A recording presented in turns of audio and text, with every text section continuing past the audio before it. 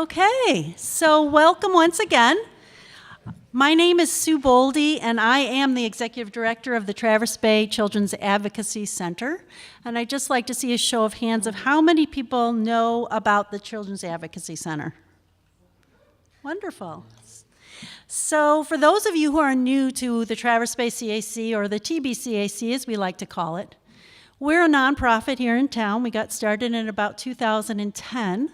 And our mission is to serve children and their families who are experiencing the trauma of sexual abuse or physical abuse or violence, usually in the home. This is really, right? This is going to be a fun evening, trust me. So it's a very serious issue.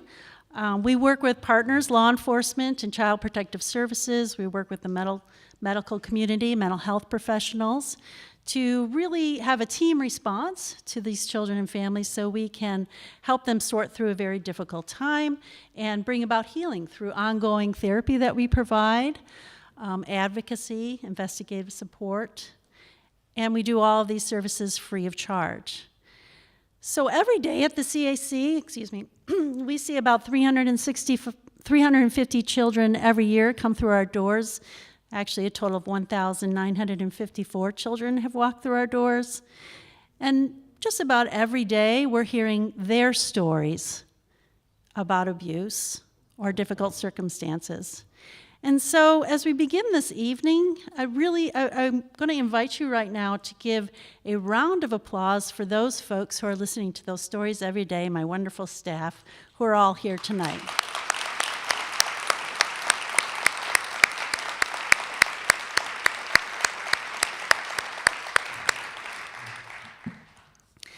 At the Children's Advocacy Center, we believe in a world without abuse. And because of that, we've invited the community to participate, this is the second year in a row, in an art exhibit, and you've seen it out in the lobby, of thinking about what that world would look like. What are the feelings of that world, the qualities of that world, the circumstances. Imagine what that looks like and create an image about it and share it with us so that we can share it with the community. And we do that because often when we say at the CAC that our vision is a world without abuse, people say, that's just not possible. There's always going to be abuse in the world. That's just the way the world is. So sometimes seeing is believing. And sometimes we really need to use our imagination and our inherent creativity to bring about that world that is possible. And that's what the exhibit out there is all about. So I hope that you enjoyed looking at it today, and several of our artists are right here in the audience. April is National Child Abuse Prevention Month, and that's what inspired us to do these events. We want to bring forth different ways for you to understand how to protect kids. And something we're doing this year is on April 24th, it's a Wednesday. You're all invited, and you can invite your friends and colleagues to attend a free prevention training at the Bijou Theater. It's from 8:30 to 10:30 in the morning on Wednesday, April 24th. Sometimes people think that the only people who need to know this information about how to keep children safe from abuse are people who work with children, maybe in schools or the medical community. And that's really not true. The truth is, every single one of us needs to be equipped with the knowledge and skills to keep children safe, because we're all a part of one community, the human community. And so I really encourage you to see if you can clear your schedule for that day and come to that training. And now I'd like us to think about our program tonight, which is brought to you with great thanks to Mike and Denise Busley, who are the personal sponsors of this event, not their business, but they personally sponsored it because they also firmly believe in a world without abuse. And without the work of Pam Darling and Jordan Dean, none of this would be possible, who are our two staff members who really dedicated a lot of time to this. So again, I'd like to give them a round of applause.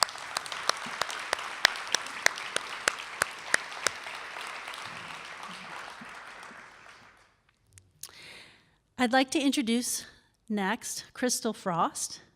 who is going to be our master storyteller for the evening. And many of you know Christal. Oh, hello. Look at all of you.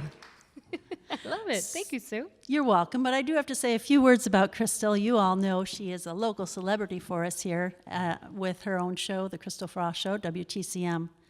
She is a mom, a proud mom, and a partner, but she's also an amazing advocate for children. And when I think of someone who really believes in the CAC, I always think of Christal. So thank you so much for leading us tonight. Thank you, Sue. Sue Bolde. Well, welcome to Believe. It's a collaborative effort. We love that word collaboration, right? With Hearsay Storytelling and, of course, the wonderful partners of Mike and Denise Busley. Very generous people. So Believe. What a complex subject, right? Because belief is something that holds two very separate definitions, if you think about it. The first is it feels logical. It's based in that part of your brain that thrives on confirmation. To believe is to accept as truth, to trust, to prove convincing through rationale, through detail, through evidence. At its core, the definition feels pretty black and white, doesn't it? But at the same time, the other definition of believe conveys kind of a feeling, an opinion, an assumption. It's a faith. To trust one's gut might be to believe. I mean, think about the number of songs that have been inspired by believe, right? Rod Stewart found himself a reason to believe. Poison, giving him something to believe in. I mean, the Monkees loved Believe so much that in 1967, they had their hit song, I'm a Believer, and they followed it up 1 year later. They said, well, why don't we do that again with Daydream Believer, right? This is all faith-based, though. It's feeling like you believe in something. It's kind of a creed that way.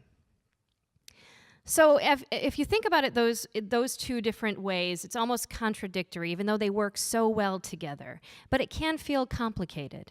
And that's what this show is about tonight. What does it take to believe someone, to believe in yourself, to be believed?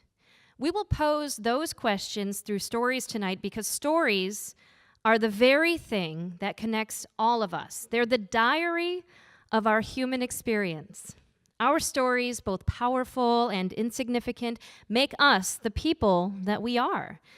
And even when we feel that our human experience is vastly different than that of another, the emotions we feel, the anger, the joy, the fear, the love, betrayal, shame, these emotions are what bind us together.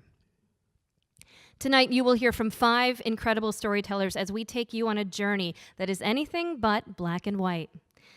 As you listen to the stories reflecting on maybe your own experiences, I want you to think about those experiences. We want you to think about the emotions that are portrayed, to feel those emotions, to try to find stories of your own where you felt the same. Now, without further ado, please help me welcome our very first storyteller, Matt Soderquist.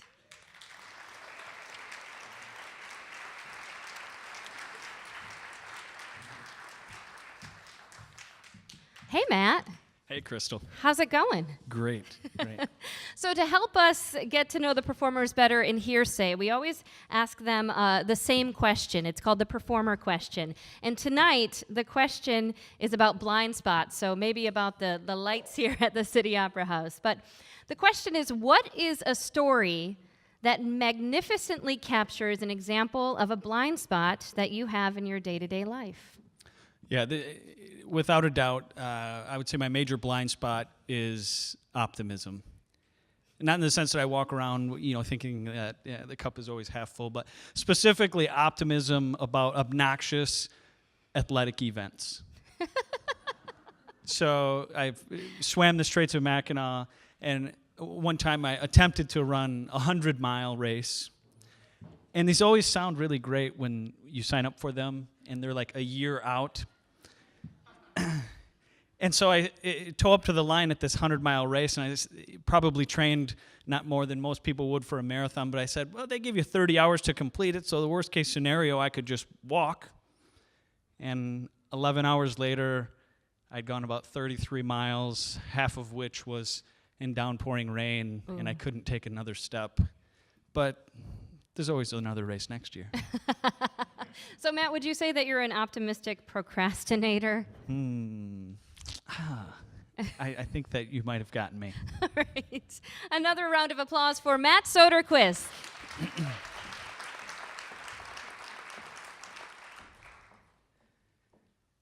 So I met Patty through a coworker. I was rusty at the dating game, only a year past a divorce from a 7-year marriage. She was in graduate school, worked in the same field as I did, and drove a brand new car. Now, I was satisfied with my work and spending time with my kids, but they had started to worry about me when they were with their mom. She had already remarried, but I assured them that my time alone was filled with books and running. But the reality is, I was pretty lonely, which made the prospect of a new relationship all the more exciting. The day before our first date, my coworker begrudgingly asked me to come down to her office and said that she had something to tell me about Patty. I felt like I was back in 6th grade, with sweaty palms, waiting for the cute girl to return the note, asking if they'd go out with you, hoping that she'd check the box yes.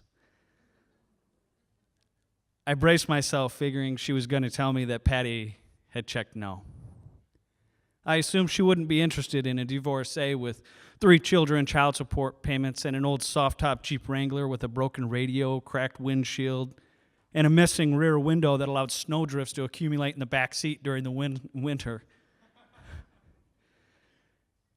She said she wanted to let me know, before things got too serious, that Patty was sick and that she had cancer, a brain tumor. And not many people knew, and that Patty didn't know that she was telling me. So I thought, wow, okay. Is that something I want to walk into? I mean, it's just a date, right? And what kind of person wouldn't go out on a date just because somebody was sick? But our date went great. We had dinner and drinks. We joked and laughed. She was funny and smart and cute. She didn't tell me about her brain tumor. But I talked about my dad surviving cancer and how he ran charity 5Ks wearing his bright yellow Live Strong t-shirt. It'd only been 2 weeks, but I'd fallen hard for that new relationship. When we weren't together, we were texting each other first thing in the morning, all throughout the day, and long into the night. She didn't reveal her cancer diagnosis until our 3rd date. We had gone out to her brewery, and on the way home, she started shivering. And then the shivering turned into shaking. And I asked her if we needed to go to the hospital, and she said no, that it was normal. And then the shaking became so violent that she passed out. And I couldn't wake her up. A few minutes later, she came to, and I told her we needed to talk. She explained her cancer diagnosis, and she said it had started with headaches and light seizures. Her cancer was especially aggressive, and she'd been referred to Grand Rapids, but didn't like the way that they were doing her treatment, so she wanted to seek different options. Now, as a social worker, I tend to be solution-focused. So once she revealed her diagnosis, I went into full-on problem-solving mode. In the name of love, she became my social work victim. I researched several treatment options around the country that accepted her health insurance. I laid out all her options for her. I ordered a Livestrong cancer treatment guidebook, a bright yellow running shirt, and 100 wristbands. But the seizures became more frequent. They were more violent, and I could tell when they were coming on. She would start shivering like she was cold, and then she would shake and shake, and I would hold her in my arms, and she would pass out, and her entire body would go limp like somebody had unplugged the life right out of her. And instead of 1 time a night, it became 4 or 5 times a night. I was really nervous because she was still driving. On a Wednesday morning, her close friend and coworker stopped into our office crying. She said she couldn't stand by and watch Patty refuse treatment and get worse after having just watched her own father die of pancreatic cancer.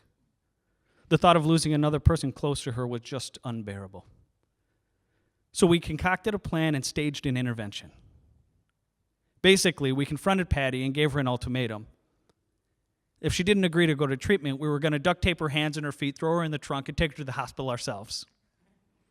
Thankfully, Patty agreed. I took the rest of the week off work, and we headed to Grand Rapids in her car. On our way out of town, we stopped at the bank to get some cash. And I asked her to call the doctor and let them know, give them a heads up that we were on our way, and to tell them that her symptoms had increased and worsened. And when I came back out from the bank, she was just finishing up the conversation, and she said that they told her just to go to the nearest emergency room.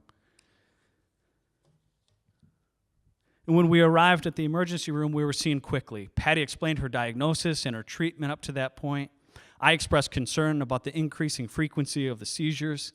They admitted us into one of the ER rooms, and they put the padding up around the hospital bed in case she had a seizure, and they tried to coordinate care with the previous physician.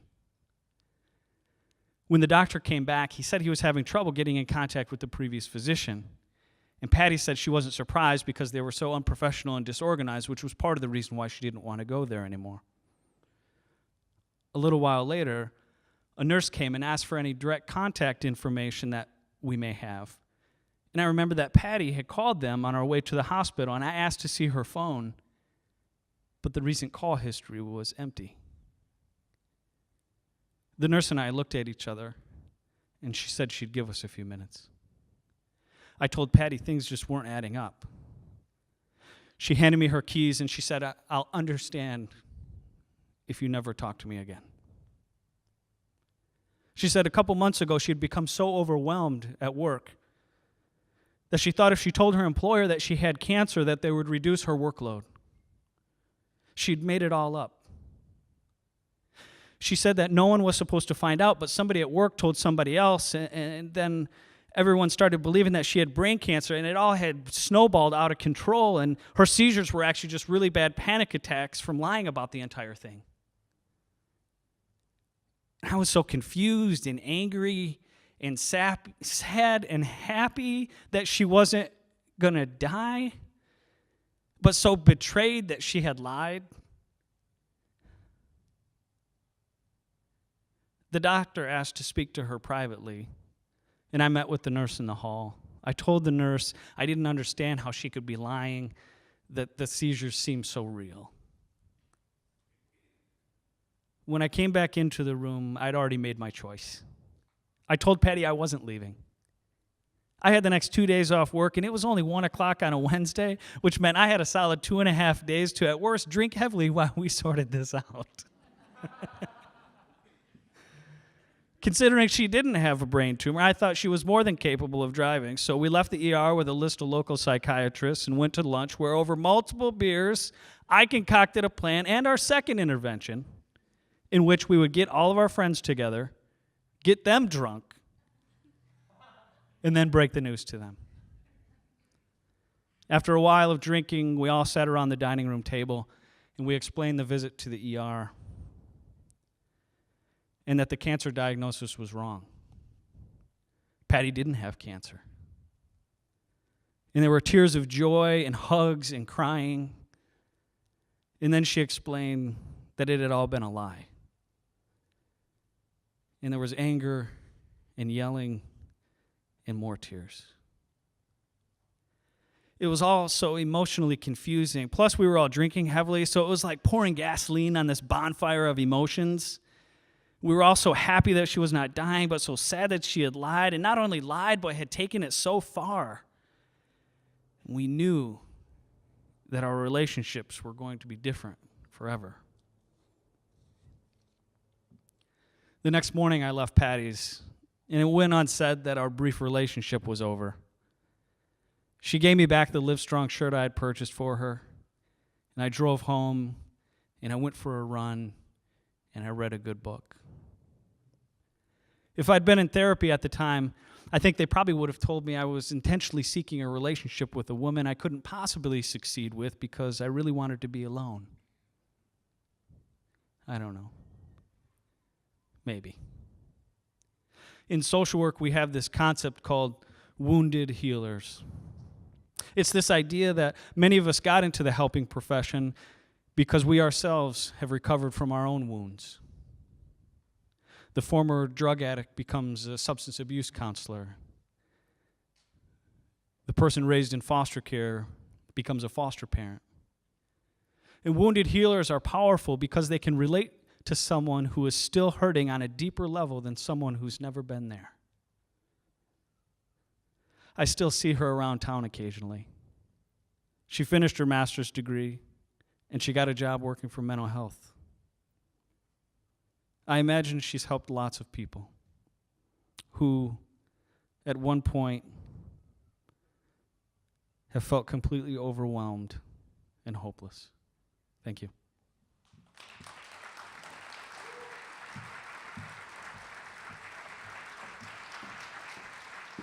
Matt Soderquist, everybody. Wow. When I was 4 years old, I believed that Willie Nelson was my father. I know it sounds ridiculous, but hear me out here.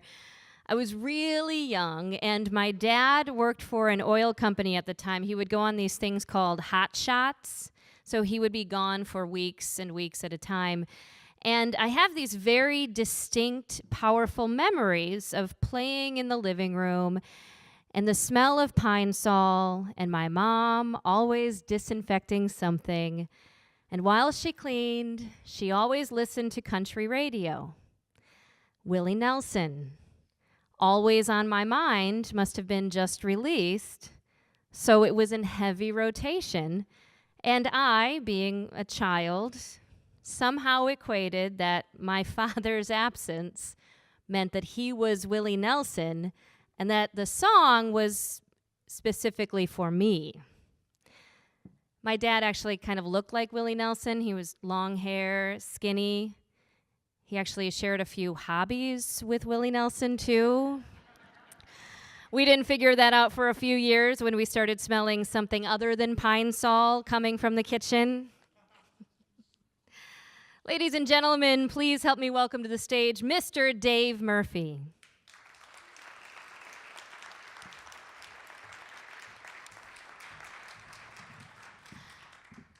Hi, Dave. Hello, Christal. So we're talking about blind spots today, and I understand that you may have a blind spot that caused an embarrassing moment or two. Yes, 5th grade, St. Joe's Catholic Elementary School. Sister Delphine was our Dominican nun, which is a fluttering kind of flowing robe and apparel that these nuns would wear. And Sister Delphine was teaching math. She gave us a new kind of problem. It was a first for us. It was a story problem. So it was like you put a dog on a bus in Cincinnati going 60 miles an hour. You put a duck on a train in Iowa City going 90 miles an hour. Which one gets to Hawaii first? And keep in mind, it's Catholic math, so miracles do occur. Well, the 3-person, 1 God thing is definitely elevated math. So I'm working on this problem, and I'm focused. I'm zeroed in. I'm not a math guy, but I'm really focused on it. And about the time I think I have an answer, Sister says, well, is somebody going to give a solution to what I just asked? And so I didn't often volunteer, but I did. I thought I had this one. So I started to give my answer. She called on me. I started to give my answer, and everybody started laughing. The whole class started laughing. And Sister, who rarely smiled, she laughed too, and she said, "Where have you been?" And I didn't know what she was talking about. She said, "Math ended 2 hours ago. We had math, we had science, now we're on geography." And what I realized is that's the first memory I have of kind of going into this zone of concentration that works well at times, just not with Sister Delphine. So. You know what they say about people who experience that kind of flow zoning out, right? Go ahead and tell me. That they've been abducted by aliens. Okay.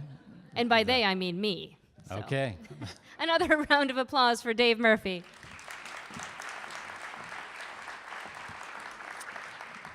Thank you. Spring term of my first year in graduate school, and the times were less enlightened than we may have wanted to believe. Case in point, back then when we sneezed, instead of making the elegant move of going into our elbows that we do today, we actually used to take out something called a Kleenex. And you might want to Google it. It's spelled with a K. But we would use that, and then we tuck it back into our pockets. We were barbarians. So it's spring term. One of my classes is economics, and we have a professor who's billed as a university legend. He's served abroad. He's written a massive number of papers. He's brought recognition to the university. So we're really supposed to be honored to have this guy as our instructor. He shows up at class. He's a tall guy, gangly, very skinny, and he's older. He's definitely past retirement age, but because he's this university legend, he's still hanging in there. And the first thing he does is he starts the school's fight song. And he insists we all stand up to sing it with him, but he's singing a solo because none of us know the words. So he's appalled, but he's prepared. He has copies of the fight song. He distributes them. And he insists that we're going to sing this every day, several times, until we all have it memorized. We didn't learn a lot about economics that first class, and in fact, we didn't learn much for a while during that course. The alleged legend was teaching on fumes. He liked tangents, he liked sports, and rarely did he get around to the subject of economics. It was spring term, and the campus gradually started to green up, and we had beautiful grounds, sprawling grounds, and wonderful gardens, and the rose gardens were particularly impressive. And they had signs up, very visible signs, saying that stealing them was a prosecutable offense. So the professor shows up with 2 roses that he boasts he's stolen from the rose garden. And we had tiered seatings, so there was kind of a platform area where the professor was, and then coming up in a semicircle, there was different arcs of the tiers, probably 4 or 5 tiers, and I guess 25 to 30 students. So the professor takes one of his roses, and he approaches a female student at a lower level, and he hands her the rose, and she says, "Thank you." And he said, "Thanks is nice, but isn't there something more?" And she was confused with it, and he said, "In exchange for flowers from a gentleman, a kiss would be appreciated." And it baffled all of us how this could be taking place. A couple guys hooted, idiots, but most of us were embarrassed and couldn't believe this was occurring. But the professor persisted. The young woman resisted for a while. Finally, she caved. She gave him a peck on the cheek. And as he turned, she looked back at the rest of us and wiped off her mouth. And we laughed, but the professor missed the insult because he was going to get the other rose. And he repeated the stunt on another female student at the lower level. We were hoping that this was a one-off event, but it wasn't. The next class, he showed up with 2 more roses and pulled the same ruse on a pair of other female students. It was long ago. Joe Biden's in the news today, but it was worse than Joe Biden. This was public humiliation, and yet none of us did anything. 25 to 30 of us, none of us did anything. We weren't sure what to do. If the guy had any excuse, he was kind of affable and grandfatherly. Maybe that's how we could justify letting him off, but it was still wrong, and we did nothing. Another class came along, and there was a woman who kind of intimidated me. I was 22 and straight out of undergrad studies. This woman was probably 30 to 35, always impeccably dressed. Every answer was absolutely spot on. A very impressive person, probably mid-career, coming back to dust up her resume. And the professor is entering from the lower level. The students always came from upstairs. And she's off to my left, and she raises her hand and says, "Professor, I want a rose." And so she strides down confidently. She reaches out. She extracts 2 roses, both roses, from the professor's hands. She gives him a lengthy kiss on the lips. She embraces him. She almost killed the guy. He's bedazzled by what's happening, and he's standing there with a daffy grin on his face as she comes back up. And you can see the other female students, they're seething because she's just raised the bar. And as she's coming back up, there's this guy, and I always associated him with her. They weren't sitting together in class, but you'd frequently see them together. And you could kind of get away with whispering loud because the professor couldn't hear. So as she approached him, he said, "You whore." And she just bared these unsmiling teeth, and she said, "Whatever it takes. Besides, I got it over with." And she wasn't talking just to him. She was talking to all of us. The next class came, and it was actually the most memorable of incidents. The professor enters. He has 2 more roses, 4 straight classes he's done this. And he zeroes in on a woman who's a couple tiers up. And we could all see who he was focusing on. And this woman knew too. She was fair-complexioned, and she started to blush immediately. So the professor had to work his way up with that gangly frame. It was difficult going. And he got in front of this young woman who was clearly more uncomfortable than anyone else so far. And he held the rose up and he said, "You know the game, a rose for a kiss." And she shook her head no, which was a first. No one had tried to flat out deny the guy before. And that generated a couple oohs from the students, but the professor was unfazed. He persisted, and he said, "Well, you want the rose, don't you?" And she said, "I'll take the rose, but not the other part." And to be honest, that was the first lesson in economics that we'd heard in this class, that you could actually have an exchange about a transaction. So now the professor was not too happy, and his demeanor changed. He was no longer the affable old grandpa. He was a businessman who'd been denied. So he started to get more aggressive, asking for his kiss. And finally, he stuck the rose in her face, about an inch from her nose, where she could do nothing but take it to get it out of her face. And he said, "You have the rose, I get my kiss." And she shook her head again. And it was uncomfortable. It was silent. It was standoff silence. And she was not going to give in. And finally, a guy who was somewhere up above me said, "Just kiss him and get it over with already." But she wouldn't. So the professor glared at her and he said, "No kiss, give back the goddamn rose." And she did. She stuck it in his face, about an inch from his nose. He didn't want it, but he grabbed it and he said, "This will cost you." And then he walked back to the teaching area. He pitched both roses against the wall, and he stood with his back to us. And I was thinking, if you have an ounce of dignity in you, you'll go back to the teaching, you'll go back to your office, you'll dismiss class, you'll suffer a couple hours of silent humiliation, and you'll never do this again. But that's not what the guy did. He stood there almost trembling for a bit, and then he turned around and he did the most unexpected thing we could have imagined. He began to teach, and he began to teach seriously. The old duffer actually had something left in the tank besides harassing women. He knew his stuff, and we learned something for the first time in the class. When the class ended, and I have to say that was probably the most memorable lesson of my entire time in graduate school, I retreated to the grad library. Many of the students would gather after class. They'd grab a cup of coffee. I never joined in that. I was kind of a loner. And I was really troubled by what had happened because I had been raised by a single mother. My father died when I was very young. My mother was an extremely bright person, but limited education. She worked at a bank. She was secretary to bank president and bank vice president. But she made terrible wages, and we lived in a dying factory town. We actually had literally the highest unemployment rate in the nation when I was a kid. And my mother went to her employers and said, "I can't make it on this income." At that time, my 2 older brothers were still at home. So a family of 4, slave wages, she really couldn't make it. And she was told by her employers, "You know, Adele, those jobs are for men with families to support. Sorry, we can't help you." And when she would look around for the rare jobs that would open, she was told by prospective employers, "Adele, you work for the bank we do business with. I'm sorry, we can't help you." She felt utterly trapped. And for over a decade of my childhood, I watched that. And for the first several years after my father died, she came home from work crying every night.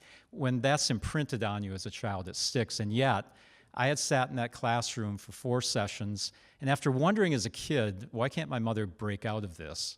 I sat there and I watched a guy manipulating women and probably not even as badly as my mother had been manipulated, and I did nothing. But this one woman finally stepped up and put a stop to it. And right at the time that I'm thinking of all of this and what I'm even doing there in that program, the woman that had defied the professor came walking by. She was by herself, and if anyone deserved to have a crowd of other students around, it was her. And so it bothered me that she was by herself, and I decided I have to say something. So I walked over to her, and I said, you know, that was one of the gutsiest things I've ever seen. And those were the first words I spoke to the woman I'd eventually marry. Her name is Sue Peters. My name is Dave Murphy, and that's because she was gracious enough to let me keep my maiden name. And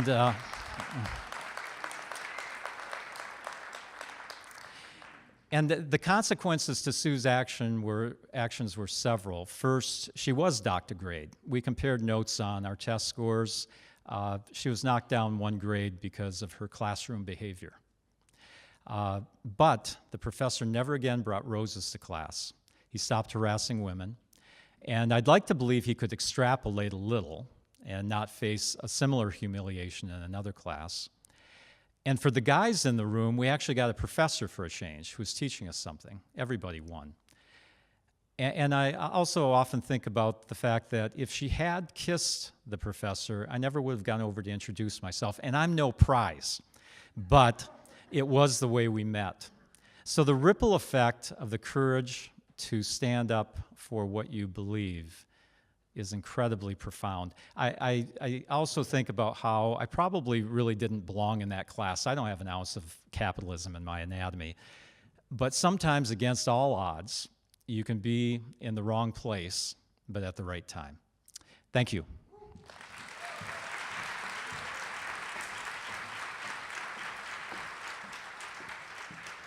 Wow, thank you so much for that story, Dave.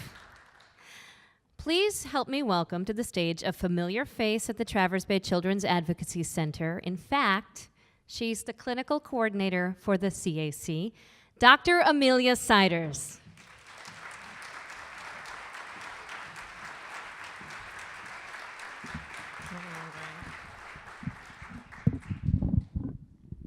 There, I think that's good. Nice. Nice. So, Amelia, tonight's question about blind spots. What's your blind spot? I think it's the belief that I can ever have any understanding of directional orientation in the world. I can tell you that I come from a long line of people with the same issue. My parents got lost a mile and a half from a restaurant, hour and a half took them to get somewhere. And I'm descended from a man who led a funeral procession and led everyone into a dead end in a cemetery so that they were never able to turn around. It was just the most horrific thing that you can think of. And so I know one of my coworkers, when I was asking about blind spots, she said, the world is your blind spot, Amelia. Another round of applause for Dr. Amelia Siders.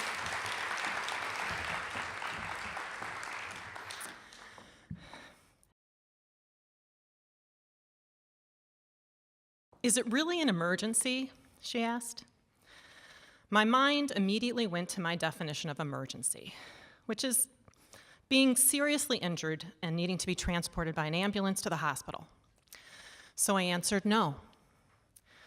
My resident advisor then responded, well, I have some friends here right now, so I'll touch base with you later. Thanks. And she closed the door and left me standing in the hallway of the dorm. As I walked back to my room, I tried to decide what to do next. It was late, and about an hour before that, I had come back to my dorm room from a party I had gone to with friends. I decided to take a shower and go to bed, and after showering, I got back to my room, and I put my things down and closed the door. Arms reached out to grab me from behind. He then turned me around, pushed me down, and proceeded to sexually assault me. It was a guy who I had met at that party. I had only spoken to him briefly before leaving, and he had waited in my room for me in the dark. The only thing that he said to me was, "You left before I could have you come to my room, so I decided to come to yours." When he got off of me, I jumped up and I ran out of the room down to the bathroom. I locked myself in a stall and I sat there, my heart pounding, waiting and hoping he would leave my room while I was in there. And I knew several things. I knew that I did not ask him back to my room that night. I knew that I had said no, and I tried to push him off of me. I knew I was scared, and I knew what he did to me was wrong. So I decided to go ask for help. I decided to go tell someone. As freshmen, we were told to go to our resident advisor when we needed help with something, so that's how I ended up at her door. When she answered the door, I told her that something had happened to me and I needed help. And standing there in the hallway, after she closed the door, questioning what constitutes an emergency, I started to doubt myself. I walked back to my room, which was empty by then. That question started to bother me. It was an emergency, and I needed to tell someone else. So I called the local police. And after I stated I needed to report an assault, I was asked, "Where are you calling from?" When I told the woman I was calling from campus, she told me that it is their policy for campus police to handle those reports first, and would I like that number? I said yes. So I took the number and called the campus police. A man answered, and I told him that I needed to report an assault. And he asked me a question. "Have you been drinking?" This was the first question that he asked. I told him the truth, that yes, I had had a few drinks that evening. He then told me that all their available officers were out in a call and could not respond at that time. He then said, "Look, why don't you sleep on it, and if you still feel that way and you need to report it in the morning, call us back." I'm a psychologist. I know about a phenomena called crazy making. It's when you have an experience that you share with others, and their reaction to it and response to your experience challenges your reality of what happened to you. Most of the time, to survive psychologically, you end up altering your interpretation of what happened so it aligns with theirs. That way, you can continue to exist without going crazy. Similar to this concept is what the MEND Project calls double abuse. That's when persons of authority have no idea how to handle trauma or abuse and focus on what the victim did instead of the offender. So you begin to doubt yourself and you begin to doubt your experience. I was raised in a family where my voice was valued and listened to. But I was now questioning what happened to me. If it was not bad enough for the authorities to be concerned, maybe I was overreacting. Maybe this was something that just happens in college. After my phone calls that evening, I still wanted to try to get help and report what happened. So I made an appointment with my academic advisor, a man who I respected and liked. I sat across from him in his office, and I told him what happened. And he asked me 2 questions. The first, already becoming a popular one, was, "Were you drinking?" And the second was, "Are you sure you want to go ahead with these serious allegations against this young man? It could ruin his life." So, I was done. I walked out of that office feeling embarrassed and ashamed and questioning my reality. I didn't tell anyone else. I didn't tell my parents or my friends. But I did apply to transfer to the University of Michigan that next fall and was accepted. I would start over in a place that I didn't have to see the person who assaulted me smirk at me as we crossed paths on campus. I registered for classes at U of M and moved into the all-female dorm next to the law school. I tried to convince myself that I was fine. Then I met a boy who I really liked, and we started going out. But at the end of our first few dates, I would start to feel sick to my stomach, and all I could think about was, what if he tries to kiss me? On our 3rd date, we were sitting in his car outside my dorm, and he finally did lean over to kiss me. I pulled back so quickly that I hit my head hard on the passenger side window. And he pulled back, and he looked at me, and he said, "You look terrified. Are you okay?" And I fell apart. I began to cry, and when I stopped, he offered a sweatshirt to me to blow my nose on, and he asked me what was wrong. And I told him. When I finished, I braced myself for the questions. But he just looked at me and said, "That was horrible, what happened to you. I can't believe how you were treated, and I'm so sorry you had to go through that." There is something transformative about having somebody really hear you and accept what you have to say without question. But even then, as I left to go inside, I half expected to hear the tires squealing as he peeled out of there. Because who wanted to date a girl that was that much of a mess? But about an hour later, he called to see how I was doing. And he told me that after he left, he had called his friend, who is one of the facilitators for the campus sexual assault survivor support group. He had called to ask her how to help me. And the memory of him telling me that he wanted to know how to help me, that's the thing that I think can still wreck me when I think about this to this day. For many of us, it can be those simple acts of kindness that can just devastate you with their power. He gave me her number and told me that she was available to talk if I wanted to call her. And I did call her. And I started going to the group, and I started to go to counseling, and it started to get better. The ability to connect with others serves the healing process in very essential ways. And sometimes we find our voice again by joining it with other people. And sometimes I would meet that boy for coffee afterwards, and he went with me to a support rally a few weeks later, and he held my hand the whole night. My story took place in the fall of 1987, over 30 years ago. That's about as close as a math as I can do. And my nieces are amazed, as they say, that I was alive in the 1900s, as I like to call it. But I can tell you that over the years, I had heard variations of my story from men and women I've seen for therapy over and over and over again. Not just the assault, but how they were questioned and doubted afterwards. The double abuse. We need to do better.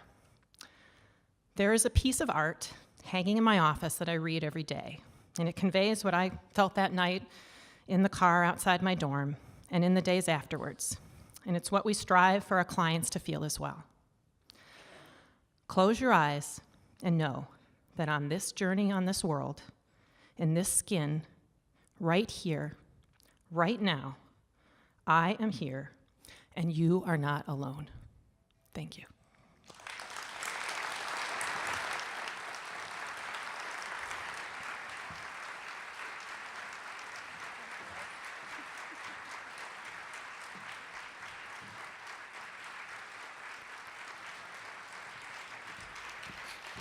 Dr. Amelia Siders,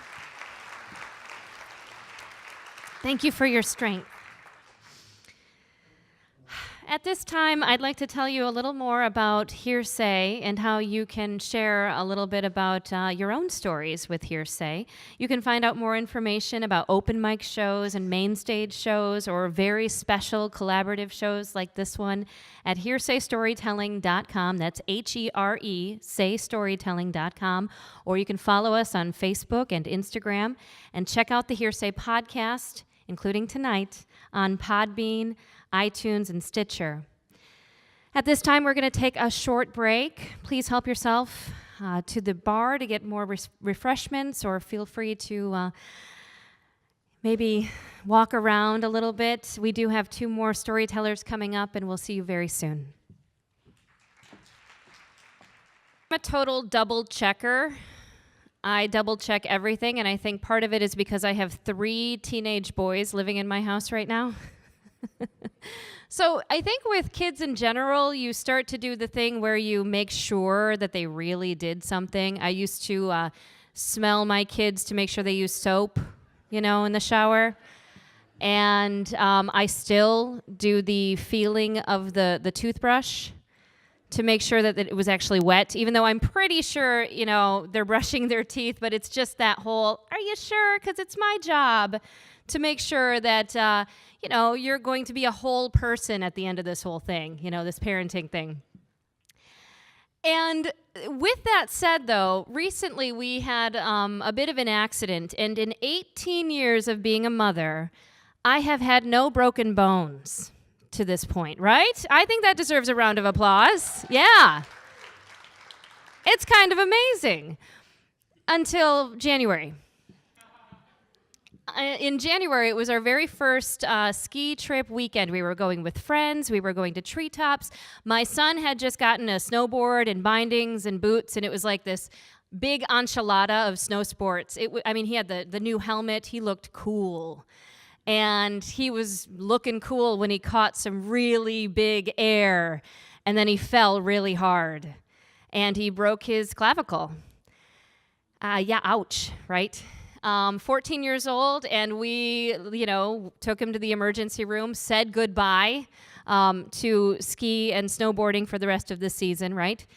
And, you know, I went into full mom mode. I was like, we have to make sure we're doing everything correctly because we want to make sure this heals correctly. And all of the bad things that happened in mom, you know, brains and dad brains where you're like, oh, what if the bone is always sticking out or something and forever he's never going to be able to put on a shirt? You know, all those things happen in your head because you're going, I have to make this heal correctly. So I was all about my son wearing his sling, right? He had to wear a sling all the time. And I must have blocked out this part in my memory where the doctor said, no, it's really for the other people around to make sure that they don't bump into him. So about 3.5 weeks, 4 weeks into his treatment, he is not wearing the sling anymore. And I am like, no, you have to put that thing on. And we get into arguments over it. He's like, Mom, no, it's fine. I don't have to wear it. So I said, you have to see the doctor. Your stepfather is going to ask very specific questions. And when I'm right, you're going to be in trouble. I didn't believe him at all. But I should have. Because that's exactly what the doctor said. And the whole time he's telling me, okay, Mom, see, I told you so. So talk about having to eat your words. Yeah. That was tough. He still gives me a little bit of guff about that. Are you all ready for the second half of our show? I know I am. Amazing storytellers so far. Help me welcome to the stage Daniel Stewart.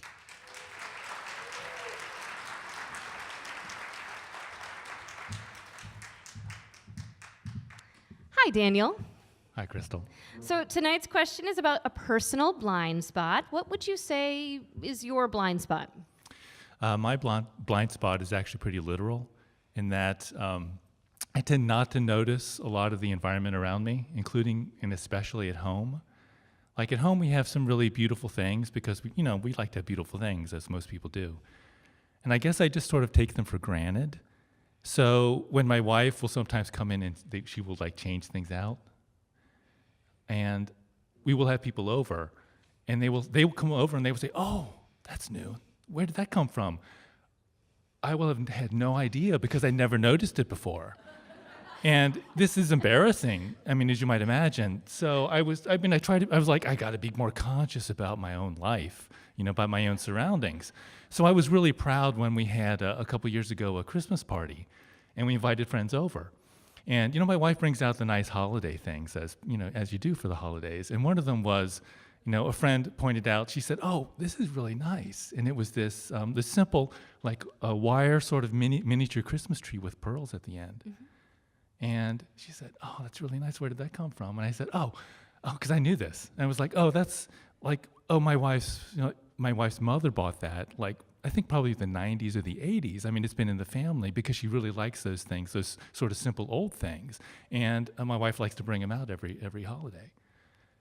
And I thought, I felt good about that because I actually finally could answer a question until after the party when my wife is like looking at the pearl tree. And she says, "This looks really nice. I'm wondering if I should get another one." Like, it turned out that she'd bought it like 3 days before. like at Target? She at the store in Leland. She was like, oh, they have some more. I should go get another one. I'm like, Oh no. I tried. I tried. Right. Another round of applause for Mr. Daniel Stewart. Thanks.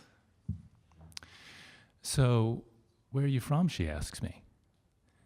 And we're at a freshman mixer. We're like 3 days into this college life, and this girl asking me this question is really beautiful. It's really really beautiful, and I'm thinking, well, this is my new life, and this is getting off to a really promising start.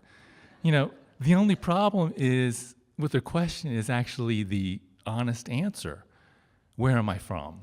I mean, I'm not from like a bad place, but I'm from a place that's boring, I think, because I come from this little town that's literally like 25 miles away. It's just this little suburb town outside of Cincinnati.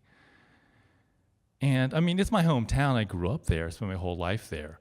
My family we all had our little American dream there. You know, we started out in a 2-bedroom apartment and then like a little ranch house.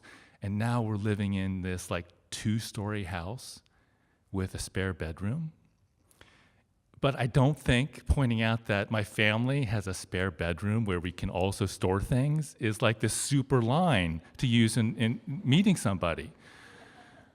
Because, I mean, if you think, I mean, we're making, you know, this is the beginning of small talk, you know, where are you from? Because what the underlying question is who are you?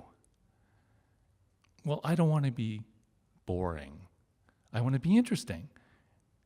But the thing about my hometown that's sort of unusual is actually my family. It's because my mother is from Korea. She's a Korean immigrant. My town is otherwise pretty much almost entirely white. So my older brother and I, our mother, we really stand out. And from an early age, I think we were aware that we were visible. And we responded by becoming exceptionally well-behaved. Like, other mothers would stop our mother in the grocery store to ask how she got us to behave so well, because we would just stick right next there to the cart. My parents went to parent-teacher conferences with my very stern 3rd grade teacher, and she was asking them for advice on how to deal with kids. Well, most days, we weren't really aware of looking different. You know, we just look the way we look. You look in the mirror, you see yourself. But occasionally we would be reminded, such as when we're filling out any sort of government form, because they want to know your race. So they would have all these little check boxes next to various terms. And then it would always say, check 1. I'm like, I can't check 1. So I always had, the only option I ever had to answer these legal forms truthfully was to check other. So I grew up being other. And aware of it in an odd way. It would sort of crop up at unexpected moments, like when my big brother got his high school nickname. You know, my brother was, to me, the sort of epitome of cool. You know, he was good at sports, he was very laid back, and he had this circle of friends who all really liked him. So they honored him by giving him a nickname. It's a big step for a young man. And so in high school, they began calling him Fu Man. And that was, of course, after Dr. Fu Manchu, who was the Chinese villain in a bunch of these old black and white movies. And, you know, my brother being laid back, he embraced being Fu Man. And because, you know, Fu Manchu was technically the evil villain intent upon destroying Western civilization. But he was also a doctor.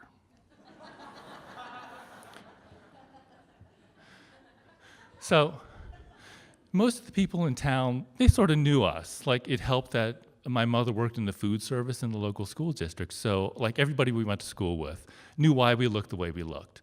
But other people, when they saw us, I mean, I got used to it, sort of seeing this question crossing their face when they looked at me. And then they would ask me.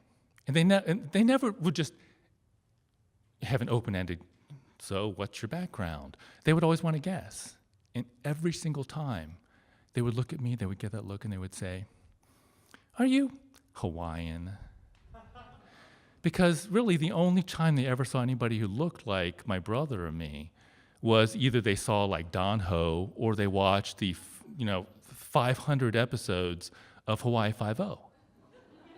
So Hawaiian. I got that a lot when I was growing up. And I'm talking to this girl at this mixer. And I'm thinking, she's very pretty. She has this red hair, these big blue eyes, and this like translucent skin. I mean, she practically glows. And I'm really noticing that, as you might say. And so as I'm thinking who I want to be, I'm thinking, I begin answering her question. I am, and it just comes out, Hawaiian. And I realize what I've said when I hear it. Well, disaster, probably, except her blue eyes just widen. And I realize, this is great. And she says, me too.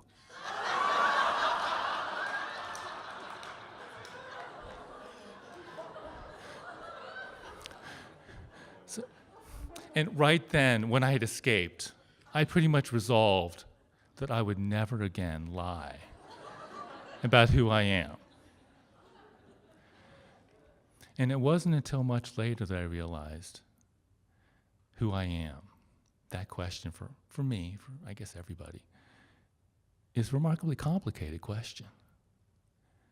And I stumbled upon that much later. By this time I'm in my 30s. And my wife and I are spending 4 months in Pasadena, so in greater LA, working on a project.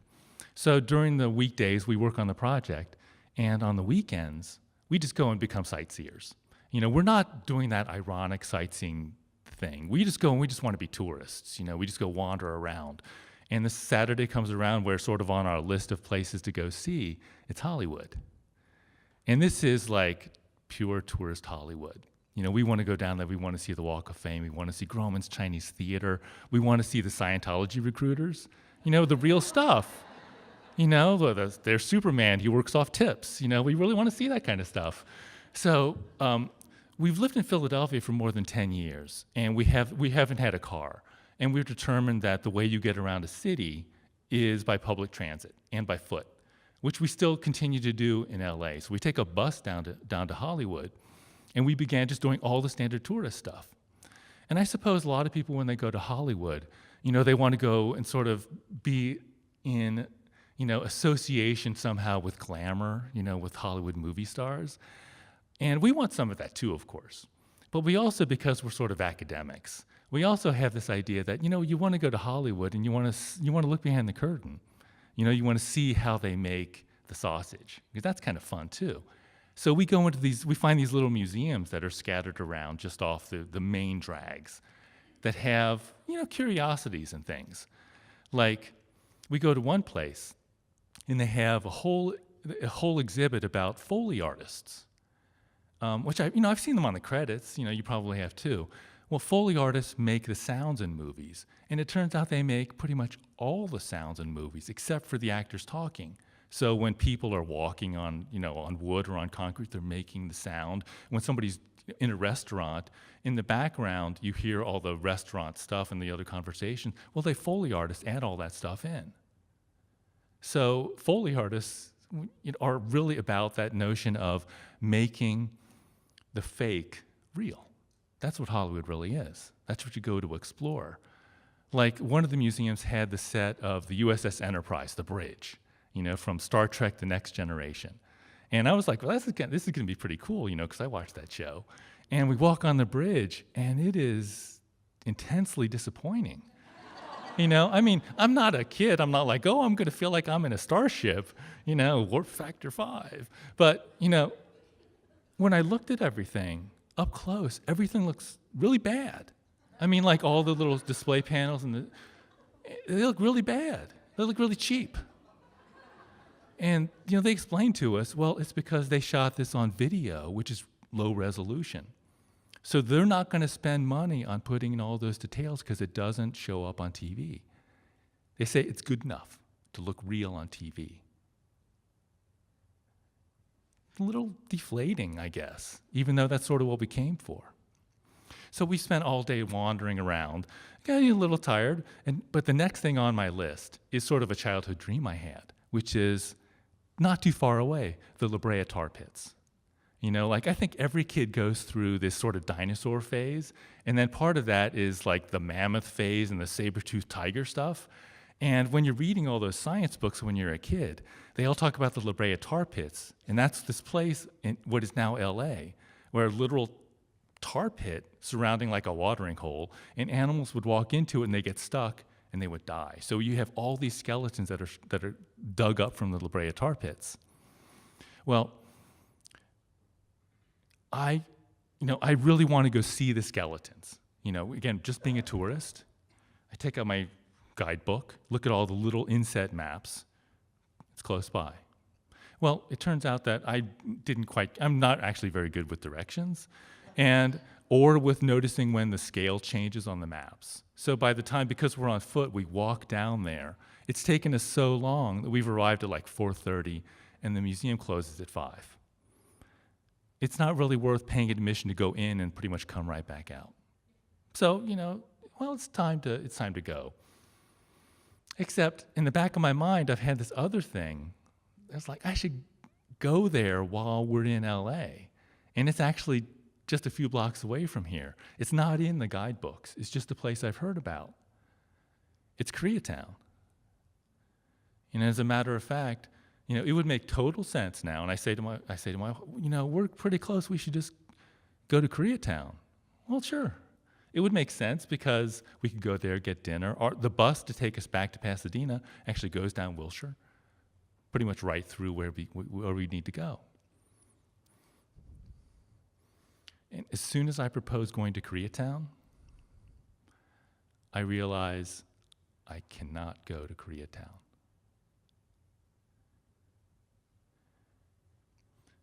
Out in front of the La Brea Museum, which is sort of sunken, they have this big concrete area. And I assume that's where school groups congregate because they have some outdoor exhibits, which are probably there to distract the kids and give them a little information. And right nearby that I notice, there is this display that has handles sticking out of the top of it. And when I step over, the panel explains that it's there. I can tell actually what it doesn't say, which is to answer the question, like in the back of every school group, there is some obnoxious kid who's going to say, how come all these dumb animals walked right into a tar pit and died? And this display is to answer that question. Because what it shows is the handles are sticking into these little legs because at the bottom they've poured a bunch of tar from the pit. And the legs reach in at varying depths into the tar because the bottom is sloped. And they just have a few of these pairs, so you can feel like what it would be like to walk in the tar. And the ones close to you are in a little bit of tar. It's just sort of sticky. But then they get farther away and deeper in the tar. And by the time that you come to that last row, where it's still not very deep, there's nothing you can do to lift those little legs out of the tar. It shows how quickly you go from sticky to stuck.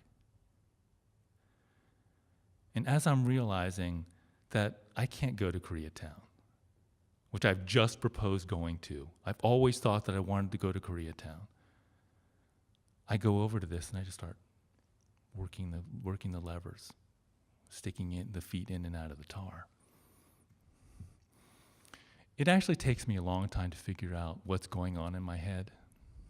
I'm just confused when I'm standing there. But I think, well, what's in Koreatown? I've always had this idea and knowing that it existed. Well, Koreatown is that place full of people who look like me. I've never been around people who look like me. And even better, if I walked into Koreatown, I've always thought, well, they'll look at me and they'll say, oh, I know exactly who you are. Nobody in Koreatown is going to look at me and say, are you Hawaiian? They'll know. But here I am, just a few blocks away from Koreatown. And I'm realizing, if I go into Koreatown, what will I be? I've actually never really been around Koreans. I mean, my family visited Korea when I was 14. We all went over there.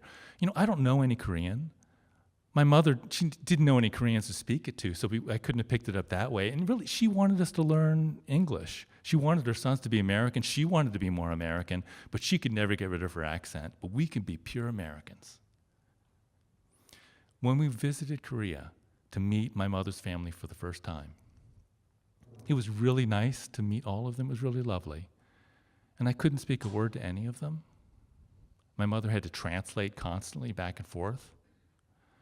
And when we left, I was saying goodbye to some of my cousins whom, I just met, basically. And now I was saying goodbye.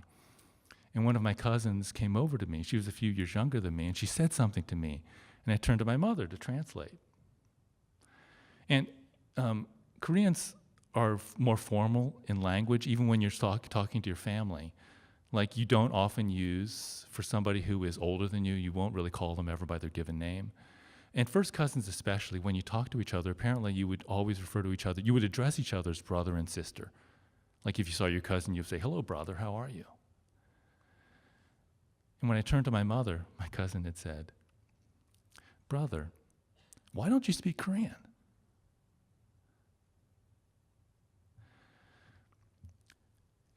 When I never felt entirely comfortable in my hometown, even though I grew up there, because I always felt I was like half this and half that.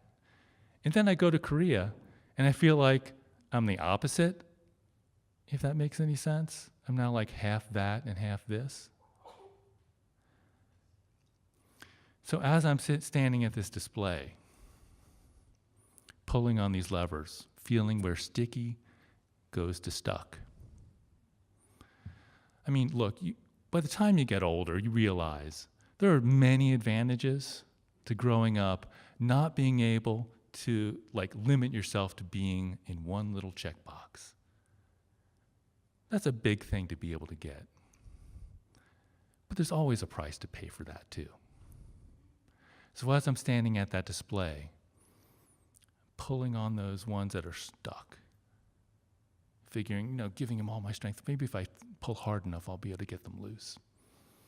The thoughts running through the back of my head. How dumb do you have to be to walk right in here and get stuck? Thank you.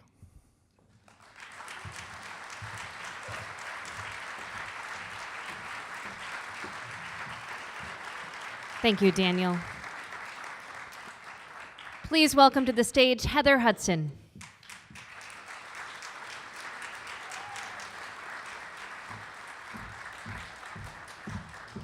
Hi, Heather. Hi. Is your microphone set? Tall. There we go. So, Heather, you say your blind spot is actually something you use every day? Almost? Every day. It's the van, and I definitely use it every day. The van. My minivan, yes. Wait, how is your minivan a blind spot? Well, if you ever saw it, you would understand. I actually got it washed today, so it's been like 4 months. It was due. There's always stuff in it, whether I'm driving recycling around, because it takes a while to remember to drop it off, or just anything that the kids throw in there or I throw in there. And so sometimes I carpool, and they'll open the slider, and then stuff will fall out, and I'll be like, "Sorry about that. Can you please put the milk jug back inside, and we'll all go on to the next thing." But I just forget that it's happening, so I'll get home, and I'll jump out as fast as I can, and then just be like, "Oh, I guess that's a different day." My other stuff lives in my van. Is that basically it? Yeah. I'm trying. I bought a little laundry basket to put in there to put stuff in. Oh, stuff for the stuff. It's not working. Right. Another round of applause for Heather Hudson. The phone calls from the school started immediately. I had just enrolled my almost 3-year-old son in Montessori. I worked from home, and although I was able to manage most of his needs, I felt his vocabulary hadn't developed as much as I thought it should. I figured being in an educational setting would be good for him for socialization and improving his speech and his vocabulary. I answered the call from the school, and in her soothing Montessori tone, she said, "Hi. We think you should pick him up early. He's getting frustrated, and he's hurting other people's bodies." Oh dear, I thought. What exactly does that mean? It turns out, when he couldn't communicate what he wanted, he would get frustrated, and they didn't understand him, so he would physically move and push the guides to show them what he wanted. After about 4 weeks of them trying to figure him out, and me picking him up early every day, they suggested I have him tested to see if he qualified for the early special needs program. We went through the testing with the school district, and it was determined that he had the educational label of autism spectrum disorder. I was 8 months pregnant with our daughter when we got this news. To say I was upset, surprised, and overwhelmed was an understatement. The good news was he did qualify for the special program, and he started getting the support he needed from people trained to handle children with different needs. So the phone calls stopped, for now. He eventually aged out of the program and was moved into a regular Young Fives program the following fall. His speech had improved slightly. One of the ways he found to work on speech was watching videos in 60-second intervals over and over and over again. He would memorize their facial expressions and how they said their words, and he often spoke in movie quotes, which surprisingly often fit the point he was trying to get across. The teachers would say, "What movie is he watching these days? Because today we asked him something and he responded, 'No money, no tickets.'" I was like, "Oh yes. That is the train station ticket seller refusing Frosty the Snowman and his friends passage on the train." Advanced warning, Wizard of Oz is up next. To this day, he sometimes sounds like a cartoon character when he is talking, only now his voice is much deeper. We eventually had him further evaluated at Beaumont Hospital in Detroit to see if he could get into the 3-month applied behavior analysis program there. Our goal was to learn systems of behavior management that I could relay to his teachers so he could have a positive experience with school and also at home. I too was having trouble figuring out how to discipline. One day I spanked him and he looked at me like, "Why would you hit me?" And I thought, well, the heavy-handed, fear-based discipline that I was used to as a kid wasn't going to work with him. I was going to need to learn a better way. We went in for the testing at Beaumont, and the first thing they said was, "He's a very interesting child. In fact, less than 1% of the children we have tested the way your son has." Awesome, I thought. They said, "What we are basically saying is, we've never seen a child like this before." And they ended up diagnosing him with expressive and receptive language disorder with features of autism and ADHD. Great, I thought. He is minoring in all the hard stuff. He was accepted into the program, and therefore my now almost 2-year-old daughter and Noah moved in with my parents. My middle brother, his wife, and two young kids had also moved back in, so we had a full house. For 3 months, my son and I drove 2 hours round trip 4 days a week. Although it was very inconvenient to do this every day and then do my job when we got home, it forced me to sit with my son and give him my undivided attention to learn along with him 4 hours a day how to help manage his behaviors and consequently mine. Overall, it was a good experience, but each system they came up with to help manage his behaviors would only work for about 2 days. And then he would realize we were manipulating him, and he would find a way around it, and we would have to start all over again. Eventually, what we learned was he was not interested in being managed. When we completed the program, they gave me a big hug, and they said, Good luck. When we got home, I did the best I could to share what I'd learned with the teachers. It was going well for the first few months, as the aide he was assigned worked really well with him and seemed to have a handle on how to navigate his behaviors before they escalated. Unfortunately, that aide took a position at another school, and shortly after his departure, it didn't take long for the phone calls to start again. Some of the calls I received that year were, "He leveled the classroom in 3 minutes. The other students have been removed from the room. He is calmed down, and he is sitting in the corner crying. Can you please come get him?" He is a flight risk. He is very fast and can get away quickly.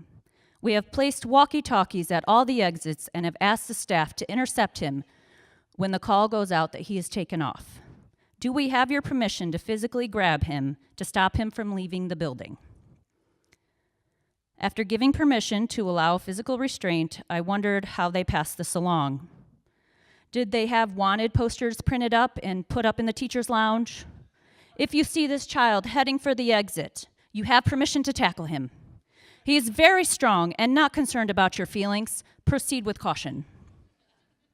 On yet another day, a call started with, "Please come quickly. 4 of us have him cornered in the stairwell with mats." "Okay," I replied. "I have given you permission to take his hand and move him through the building. What seems to be the problem?" "Well, we can't. He was getting hot, you see. So he started taking off his clothes and throwing them at us. He realized this got a reaction, so he is now completely naked." I asked, "Is the principal there?" "No."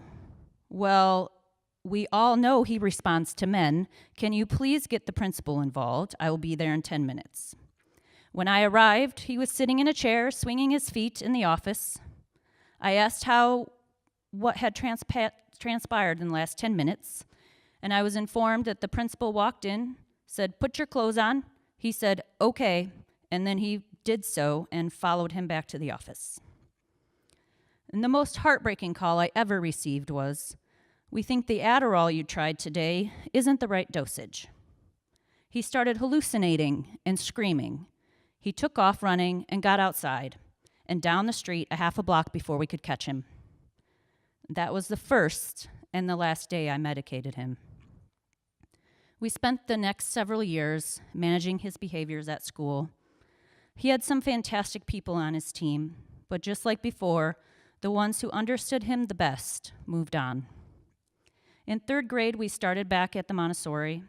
In many ways, in elementary, he was under a microscope, and his every behavior was logged, analyzed, and interventions created.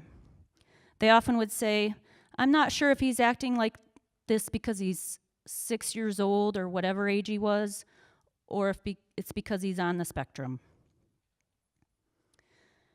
We were very fortunate that he was surrounded by teachers and staff who loved him and worked hard to give him the support he needed to mature and work through his frustrations, which eventually helped him learn how to manage his behaviors in school and at home.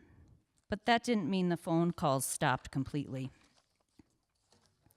Once he got a little older, the calls were less frequent, but still sometimes happened, like the one I received to let me know he jumped a kid in gym class and went all Ralphie from A Christmas Story on a boy who had been bullying him. They said, "We should let you know that this boy has been picking on him for 2 months, and today your son reached his limit and ended it." So although we don't allow this type of behavior, the kid had it coming. Incidentally, the kid never picked on him again, or any other kid for that matter. One day after walking him inside, I got into my car and my cell rang. I hadn't even made it out of the parking lot. "Please come back in here. There has been an incident." He tripped a boy half his size, 3 years younger, who just walked into the school, and the witness was the boy's mother, who also happened to be a friend of mine. The boy's father was also a local sheriff. This wasn't good. When I asked what happened, he said, "Well, he's been calling me names every day for weeks, and I asked him to stop, and he wouldn't stop. And today, when he walked in, he gave me a face, and so I tripped him." After I explained to the boy's mother what happened, her anger got redirected from my son over to her son. When my son apologized to him and also to his mother, she replied, "Thank you for your apology, and I'm sorry that my son was unkind." Her response warmed my heart. She showed so much grace that day by acknowledging that there are two sides to every story, and if we listen, we may find our initial thoughts on something can be changed. I thought after that close call with an angry mom and law enforcement, he would have learned his lesson. But on yet another day, I received a call, and they informed me that he pushed a girl on the playground, and she retaliated by biting him back. Oh no, I thought, which parent do I have to apologize to now? My thoughts were quickly interrupted when she said, "Oh, we didn't have to call another parent because the girl is your daughter. So we're just going to need your signature in 2 places on the incident report after school." Great. Well, at least we're keeping it all in the family now. Eventually, in 6th grade, I received a call that started out, "Everything is fine. We just wanted to make sure that not all phone calls home are negative. He's doing really well. The other kids in his class voted him the best worker because he's the only one who has all his work done and on time. He has been giving other kids advice on how to better manage their behavior. He makes all the teachers and staff laugh with his perspective and humor, and he has drawn everyone in the class as their own superhero and listed their superpowers and strengths. We've decided to make it into a book for the end of the year's album." As he got older, matured, and learned more words, he got easier to manage and redirect. What we learned was the old style of do what I say without questioning type of discipline was not going to work. He wanted to know why we would ask him to do things or expect him to behave in a certain way. We quickly learned that explaining why and listening to his logic as to what we were asking him to do didn't compute was the quickest way to get the resolution. He has learned more about conflict resolution and self-regulation in his young life than most adults likely ever will. He is now 16. He hasn't had any incident reports in 4 years. As he has been maturing through puberty, we have had to adjust our communication style, and both of us now do a lot more listening than controlling. I recently received a phone call from his manager at work. He asked if I could help him. A couple weeks back, he discovered that my son was changing his clothes in the break room. He did note that the sign on the outside of the door states locker room, and although it does in fact have lockers, it is actually a break room with big windows that face a hallway that anyone, including customers, can walk by and see in. He asked my son to please go into the bathroom to change his clothes. He said he was just informed that someone saw him changing his clothes again, and could I please have a conversation with him? My first thought was, why would you label break room locker room? Help me help you, sir. I approached my son about it with somewhat of an exasperated tone, as I couldn't believe it had been asked that he was asked not to do something, and then he did it again anyway. I was concerned he might get written up for indecent exposure or something. He responded with just as much exasperated tone and said, "I was taking off my button-down shirt. I still had a t-shirt on underneath. I wasn't getting naked. Jeez!" Just another case of him being misunderstood and someone not seeking out his side of the story. In the years spent learning how to communicate with my son, I had to ask myself, do I make him fit into my preconceived expectations of how a child should behave and how discipline happens? Or do I adjust and start listening and adapting to his individual needs, personality, and learning style?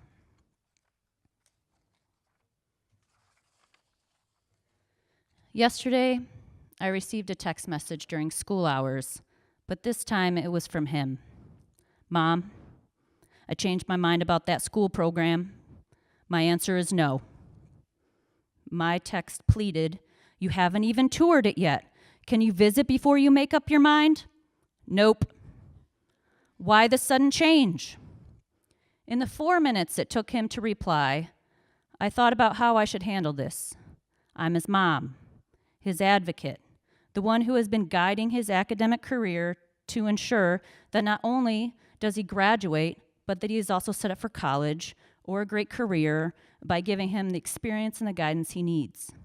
This program would have a lot of great practical life experiences and could launch him into a great career. He would be supported by an excellent group of individuals and it would look great on his resume. Doesn't he understand that I just want to set him up for success? His text comes in. I don't want to miss the excitement at school the next 2 years. I rock back on my heels and immediately respond, okay. And he immediately replies, thanks. I took a deep breath, slowly shook my head and smiled. I've spent the last 16 years trying to be his voice, to advocate for him, to stand up for him, to help explain his actions, and try to help him fit into this world that wasn't created for a 1%er like him. He was basically telling me, Mom, I fit in. I'm happy. You don't need to change a thing. Oh, my baby boy, my young man of 16, was now advocating for himself. As I reflected on this, I realized, wait a minute. He actually has been advocating for himself his whole life, but before now, his voice had been too small to hear. Thank you.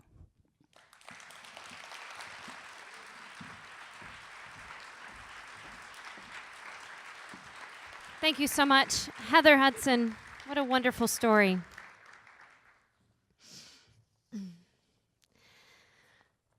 So the most significant, the most impactful moment in my life that would change the course of my life was about 24 years ago when I told my mom that my father had been sexually abusing me. It was a pivotal moment, and I watched her face. And I don't know what was going on in her head. I don't know if there was doubt or questions or if she was searching her memory to try to figure out if something didn't fit, if she was using logic at all. All I know is that she said almost immediately, I believe you, the 3 most important words of my life. As a survivor of sexual assault, the most common thing that I hear from people is that they just can't relate. And, you know, that's true. Sometimes it's true. There are those that can relate, those like Dr. Amelia, like the 1 in 4 girls and 1 in 6 boys that will be sexually abused before their 18th birthdays. We do share similar stories. But as we've seen tonight, you can relate to the emotions behind it. Every person in this room has experienced betrayal and shame and guilt and grief at the loss of something and confusion, and we've all been lied to and we've all lied. We've all been doubted and ignored. We've all longed to be believed. That's the meaning of tonight's show. We don't actually have to have the same stories to feel those emotions. And that's what connects us together to the mission of the Traverse Bay Children's Advocacy Center. At this point, I want to say a couple of thank yous. Definitely say a couple of thank yous for this powerful night. Special thanks to Karen Stein for bringing us all together, if we could.